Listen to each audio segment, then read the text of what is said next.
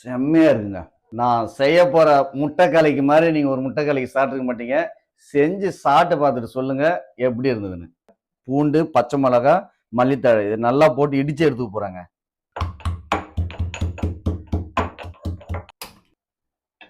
கொஞ்சோண்டு எண்ணெய் விட்டு இடிச்ச மசாலா நம்ம அப்படியே வதக்கி எடுத்துக்க போறோம் அந்த எண்ணெயில.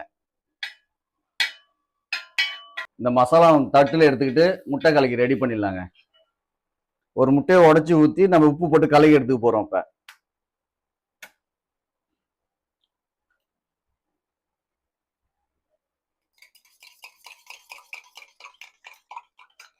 தவால எண்ணெயை விட்டு அந்த முட்டையை ஊத்திக்கிறோங்க. நம்ம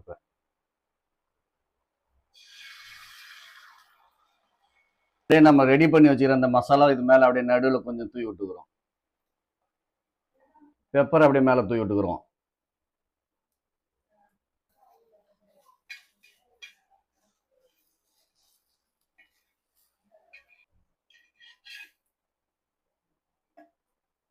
இந்த முட்டை கலைக்கில் இருக்கிற பூண்டும் பச்சை மிளகும் காரமும் சாப்பிடும்போது சுரேன்னு இருக்குங்க.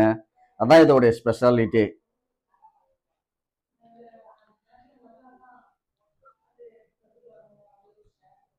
செம்மையா இருக்குங்க.